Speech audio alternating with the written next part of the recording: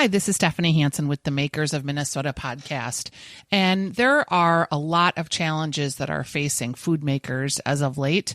Without sampling, it is hard to get people to try product, and it is getting harder and harder to stand out with grocers and buyers who are really inundated with just trying to keep the stores open. If you are looking for someone to help you get noticed, if you're looking for help with your social media or your social media strategy, or perhaps you have a new product launch and you need some PR, I can help. I work with a team of great freelance professionals, and we have launched lots of new products and help restaurants and helped brands get recognized and get noticed in the Twin Cities marketplace. If this is something that interests you, please give us a shout. I'd love to have the opportunity to talk with you about your brand and put a proposal together for you. A lot of times we work with clients and do like a 90-day plan where we help them launch a product. Other times clients need ongoing support throughout the year.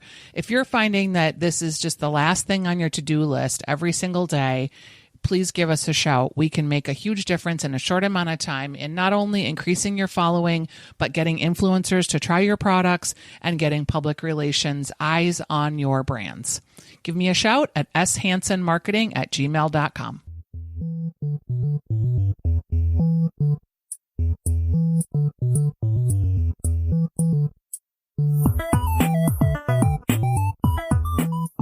This is Stephanie Hansen, and you are listening to the Makers of Minnesota podcast, where we talk to cool people doing cool things. And I'm here today with the founder of Bizzy Coffee, Alex French.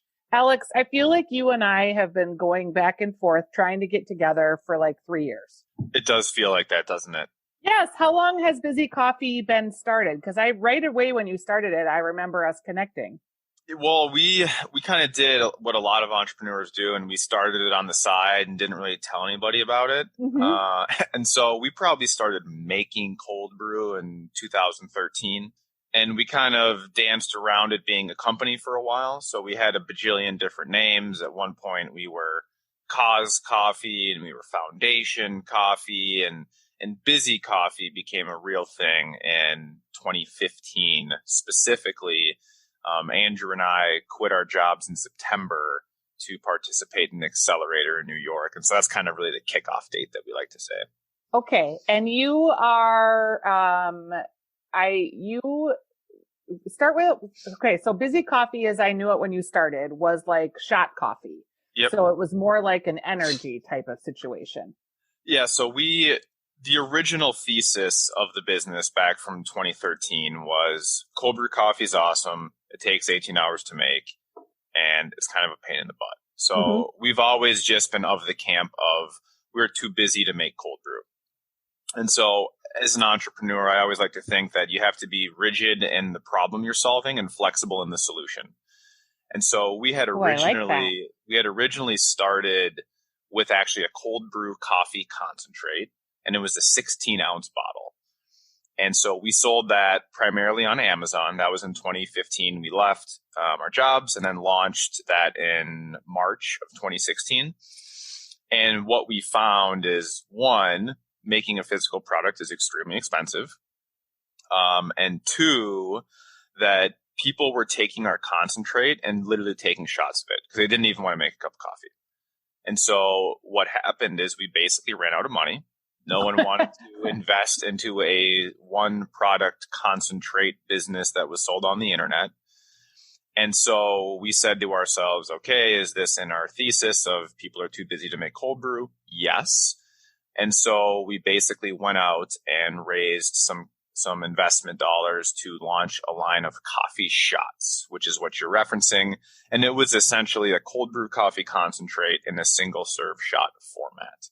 So that's when we had originally connected, and that product line does no longer exist. So it did not work for us.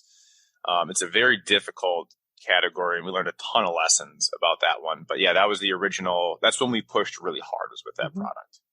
So at this point, tell me about what you have found, which product that you have that's working.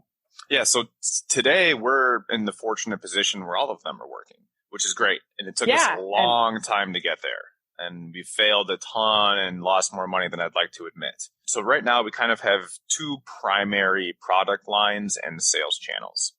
So we have a line of coarse ground coffee that is for the do-it-yourself consumer. So even though Andrew and I were too busy to make cold brew, there's a very large percentage of the population that drinks cold brew that loves making it themselves. It's just this craft, emotional feeling to making the product that you're consuming. So we have that business, and that's actually been number one on Amazon for 2 years now. Wow. Which is fantastic. We also have ready-to-drink versions of those same products. So as an example, our Smooth and Sweet is our number one bestseller on Amazon. That is the exact same as our medium roast bottle that you can find in a Cup Foods, if you will. So we really have kind of our dry coffee online, and then we have our ready to drink bottles in grocery. And then we actually still do have a line of our cold brew concentrates, which are shelf stable, that we sell on our website and on Amazon, but it's kind of a fringe product, but there's a core consumer group that loves it. It's really funny because you're in a couple of different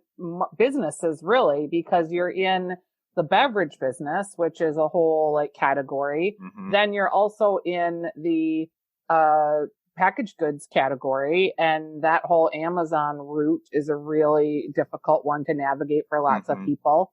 So you're kind of in just your own online sales. So you are in kind of like three separate businesses in some ways. Yeah, and we were even, early on, because the shots failed, we were just kind of like grabbing at anything that was working. And at one point, we were even private labeling a cold brew coffee concentrate for a coffee shop chain. So we would make their cold brew, put it into a bag and box, ship it to the stores, and then they would dilute it. So we had a whole separate division of food service. And of course, with COVID, that unfortunately shut down all of those coffee shops. And so that went to zero immediately. But fortunately, because of the other business channels we had, it wasn't an issue for us. So that's pretty great. You were in some ways COVID proof, as it were, because you already had your Amazon channel already navigated and put together, and you were already working with some of the grocery stores. Has that grocery avenue changed for you as they've gotten so busy and just focused on health and safety of keeping their workers and the product and the supply chains going? Yeah, right away it was challenging for sure, because the grocery stores, they all buy products from distributors. And those distributors are focused on keeping the highest velocity items in stock. So this was typically like butter, juice, milk. And if you're not butter, juice, or milk, the distributor doesn't care. And so we did have some issues where we would send shipments to distribution centers and they wouldn't even check it in. They wouldn't flow the inventory out to the stores because all that they cared about was keeping the high volume items in stock. So that we did have a few challenges. That's no longer the case. And our items have now gotten a little bit higher velocity, especially because we sell cold coffee and it's hot out. So we're kind of one of those higher volume items. So we have been a little bit more prioritized. But yeah, right away, I mean, it was a challenge. You couldn't go into the store. We had out of stock issues. We couldn't help anything. It certainly was challenging. Some of my makers that listen to this podcast are experiencing that right now. If you were going to give them advice, they're shelf-stable things and they're having a hard time getting from their distribution centers back onto the shelves. And customers are looking for them and getting frustrated because things are running out quickly. What would advice be that you would give them to help improve their supply chain?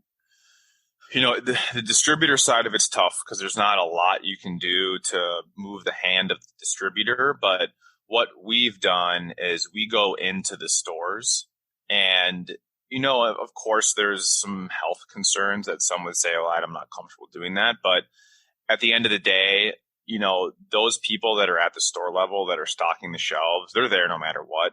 And if you as a brand owner go into that store and you talk to them and you say, hey, I'm here to help, what can we do? And if you go back, I'll still go into a grocery store. And if there's no inventory on the shelf, I'm going into the back of that store and I'm talking to whoever's back there.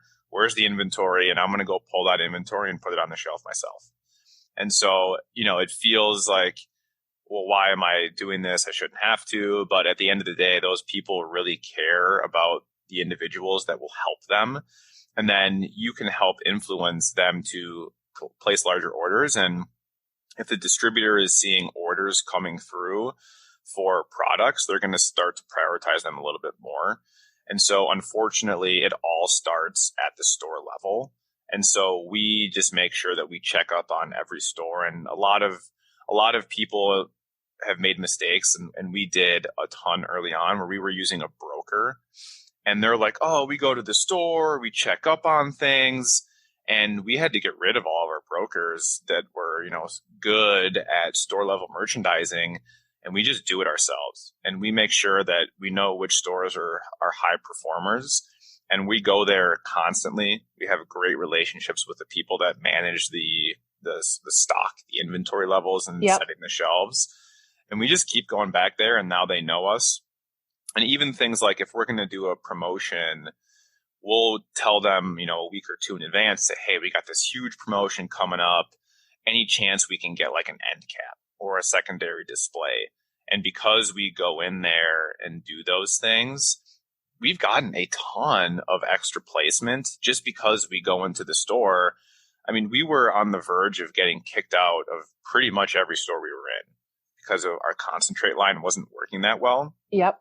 So we did not have a great, I don't want to say great reputation because they liked us, but the product wasn't selling well. And, we were on the verge of getting kicked out. We have a national competitor called Chameleon. And then we just launched a new product, and we're in the stores multiple times a week. And then it started to sell. And because of our relationship and going to the store, now we're getting free end caps. We're getting those bunkers. We're getting extra tags. And the people at the store love us because we just went in and said, hey, how can we be helpful? Yep. That's really good advice. And you sound like you're kind of salesy. So would you say that was helpful for you too? Maybe finding the right person in the organization to make those connections? Yeah, definitely. And generally speaking, I will manage the buyer relationship and get us on shelf. And then we actually got lucky about 18 months ago. We brought on an intern from the University of St. Thomas and just kind of trained him. And he is someone that is very good at making connections with any type of person and loves, because when you go into a store, you're going to see every type of person that's stocking those shelves. Yeah. It could be someone that's old, someone that's young, someone that doesn't care, someone that knows the industry. And he did a fantastic job of building the relationships from the ground up. And so we do go in and we just ask questions of because for us, we sell into the dairy section. So it's like, hey, is there a dairy manager? Yes or no? Who stocks the shelves? Is it the distributor or is it the store level person? And if there's no dairy manager, can we talk to the store manager? And we just try and learn every store because they all operate differently. And then we just kind of take notes, figure out who that person is, and then just maintain those relationships. But yeah, I'm certainly on the sales side. And I think at the store level, you have to be, but you want to make sure that you're a friend to those individuals first before you just try and ask for things. In a relationship like that, where you got lucky enough to find a young, agile, excited person, would you, in terms of compensating that person, would you find a way to maybe compensate them for the more stores they were able to get more product in? Or is it just a straight hourly wage? Because I think that person is a really unique individual if you find them. Yeah, they are very unique. And there's a lot of really hungry and thirsty people that want that type of experience where they may not know what career path they want to go, but they just want to learn. And so what we did is he was an unpaid intern, and then he was a paid intern, and then he performed well and we trained him, and he screwed up a couple times, but everyone does. Yeah. And then now he, is an equity holder in the business, and he has a salary. And so we kind of stepped it up to make sure that he was going to be a good fit, and he was a fantastic fit. And as opposed to paying based on how many stores you go into, which may not be the right type of compensation, we want him to be invested in the growth of the company as a whole. And if he has to spend 20 minutes in a store stocking shelves for someone that's not even our product just to build a relationship, we're okay with him doing that, just because he wants to do what's right for the company. And so that's how we've approached it. I really appreciate that. And I think that is not something a lot of entrepreneurs are able to do because they're worried about giving up equity. It's not sure how it's going to work. But when you want, I often hear entrepreneurs get so frustrated because the employees don't treat it like it's theirs. Well, the fact is it's not. Mm-hmm. So if you can find ways either creatively or with the right people at the table, they really can help you make or break your business. And no one's going to act like an employee unless they are, right? Because it's not their business. Exactly. And I think there's, my philosophy is there's really two ways to get someone to work as hard as you hope that they will. And one, I look at the Love Your Melon as a local brand that's just absolutely incredible. And they've done such good work and they're so successful. And it's because they had such a strong mission for people to get behind. And none of them were equity holders in the business, but those employees are working 80 hours a week because they just care so much about the mission of the company. And so there's that path where you're just so strong in your mission that there's people and they come to you because they're like, I believe this and I am in, and they will work for free because they believe so strongly. And then the other option is if you're there to just make money, well, then that's what they're going to be there for, and compensate them in a way that's going to make them work as hard as possible. Yeah. And because we've had individuals that weren't invested in the mission, that weren't invested in the company's growth, it was a punch in, punch out. They typically don't make it. Yeah. Let's talk about marketing because you are in a crowded space.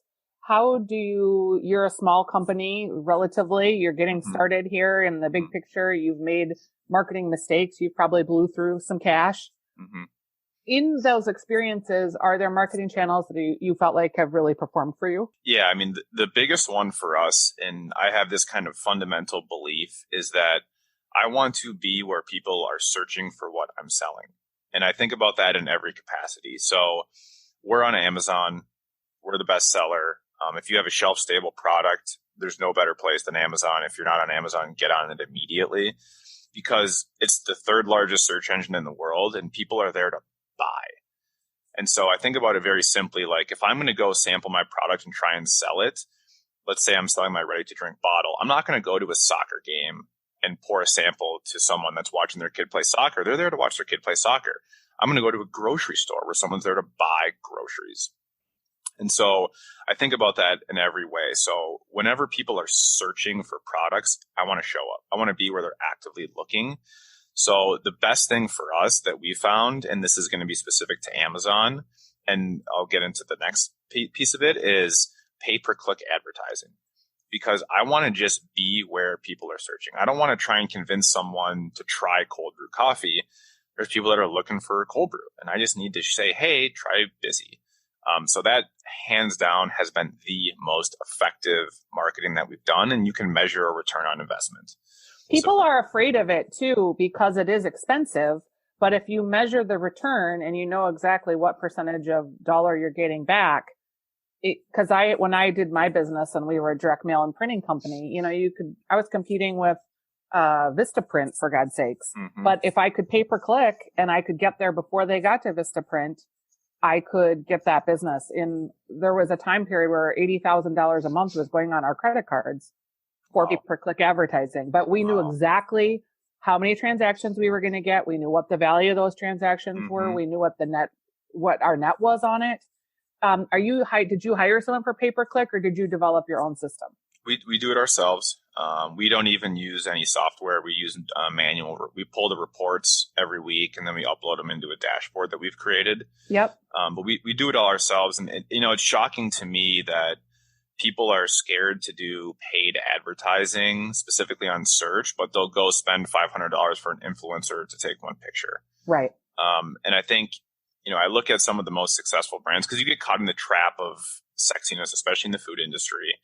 And, I look at 5 Hour Energy. It's $1 billion brand and they have they have a couple thousand followers on social. They don't do anything like that. And so, we just strongly believe in doing search. And now we're really doubling down on Instacart too. We finally got set up on the ad platform there and I'm all in. I mean, let's go as fast as we can on Instacart. Because again, it's all search driven. Yep. And it's totally incremental sales to what my grocery business is, even though it's sold through the grocery store.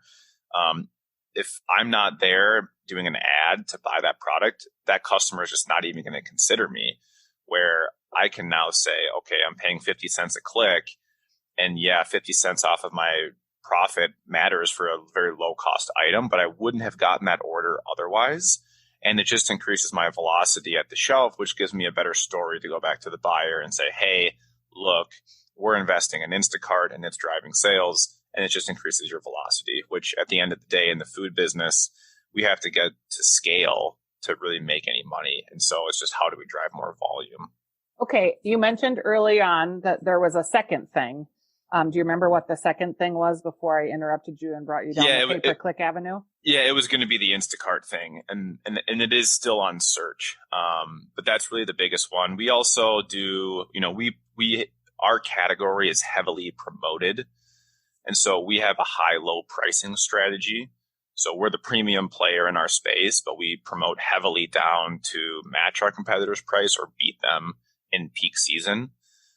So that's been really important, because in my mind, there's kind of 4 ways that you can increase your velocity on shelf. And it's price, packaging, merchandising, and consumer marketing. So that could be an Instagram influencer or something. And those are really the only 4 things, right? That's kind of it. And so, we think about all 4 of those very specifically.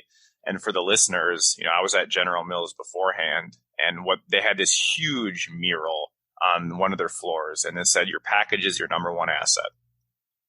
And so that's a very important one. It's difficult because most people aren't designers, but it is one thing that is just very, very, very important. And it's one of the 4. So we always look at that too. But we look at those 4 things very specifically. Did you design your packaging with someone locally? We had Ultra Creative develop the logos and the typefaces. Yep. And the fonts. And then I actually made it on PowerPoint. So I just kind of concepted it and then threw it over the fence to a designer who tweaked it a little bit and then made it print ready. Ty Tenander, did you work with him directly? I sure did. He's fantastic. He really is, and he's done a lot of great packaging and packaged goods products in the Twin Cities. So if anyone's looking for help, he's a great resource. So when you look around at your other makers in the Twin Cities market, you mentioned Love Your Melon was someone that you admired. Mm-hmm. Are there any others? Yeah, Johnny Pops is, they're the best, right? They've been really great product. Oh my gosh, their product is so good. And they're a manufacturer, right? A lot of people will contract manufacture, like Love Your Melon. They don't make the hats. Yeah. But Johnny Pops makes them, and they have their own factory, and they're just so professional. We lean on them as much as they'll allow us to. They're so busy, but we try and ask them questions. They'll get back one out of every 3. And then it was started. Awesome. Yeah, I've interviewed them on the podcast. I think, maybe a year and a half ago. But, they were started by a young person who had this great concept, and he was able to find some good investors that came on board. And they really do an amazing job of, they use the influencer market, I think, really smartly. I think at least twice a year, they literally send me a handwritten note card with a coupon to try the product or a free box, and just say, hey, we know that you're in the marketplace and you're an influencer. If you try it, let us know what you think. Just something that touch point for them costs probably, I don't know, a stamp, the coupon. There's probably some shrinkage in there, but it just feels so personal. Every time I see their product, I buy it because I want to be such a champion for them. Yeah, they're fantastic in the food space. 7 Sundays is also very awesome. They're great. I'm setting up an interview with her for the next couple of weeks. Great. Yeah, Hannah, they are so sharp. That is a killer team that they have there. And then Matt Joyce at Tomb, he's also really good. Is he a former General Mills guy? Because that brand has just exploded. No, he's not. He is just a killer. I mean, he is a hustler, and he works his tail off. He's been at it for a very long time, though. He's definitely had some challenges, but that's a perfect example of resiliency. He faced every food safety challenge that you could ever overcome, and he has, and now they're doing great. So I think he's another really good one. And then, outside of the food space, I think the Woodchuck guys are also really awesome. Sure. They, especially with what happened during COVID, they were able to pivot their manufacturing to PPE. and that was wildly successful for them. So another just really great group of makers there. Yeah, I've interviewed them too, but it's been a while. I might have to go back and pick up that PPE story because COVID has had an impact on lots of businesses. What has been your experience during COVID? You seem like you're hanging in there and doing okay. Do you have a hard time staying positive? Like, what's your secret sauce to stay alive during COVID? We're on the upside. So I know that there's been a lot of businesses that have been challenged and faced adversity. We are very fortunate to be killing it. So as I mentioned, our food service business went to zero, which was unfortunate, but we have a laser focus on cold coffee for at-home use. And it actually benefited us greatly when the coffee shops closed and everyone was forced to stay at home. Yep. Because they did pick up new consumer behavior patterns. And so we've done very well. So the biggest challenge for us was, pre-COVID when everything was failing and we didn't know what was working. I mean, we've been at it for 5 years and we've almost died at, 4 very specific times. And so, and in those times it was, Andrew and I, my business partner, we'd just talk each other up, self-talk, keep going at it, eyes on the prize. We'd always have something that was kind of working and we would just stay focused on that. But during COVID, we have been doing pretty good actually. During the not so great times, why didn't you throw in the towel? What was it that kept you going forward? A lot of it was probably ego, because again, I was at General Mills and very specifically, I was in their venture capital division. I am an Iron Man. I've done ultra endurance races. I have a strong belief that you don't fail until you quit. And so, that really drove me to my biggest fear in life is failure. Yep. And again, I know that as long as you don't quit, you will not fail. And so we just, my business partner is the same way. So we just kind of kept that top of mind and stayed positive and just kind of kept going. So that was a major piece of it. Also, we did raise capital from some friends and family that probably shouldn't have given us money. And the thought of having to see those people and just say that I lost it and not because of, because we quit. Right. And there's always a solution. It may not be the best one, but in my mind, you can always break through and stay alive.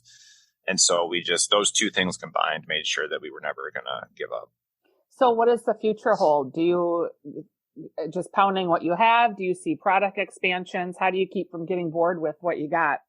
Yeah. So honestly, in the last 3 weeks, we've launched 5 new SKUs. And so we basically have our dry product line on the internet and our liquid product line in grocery. So we're expanding. We originally were light roast, medium roast, dark roast.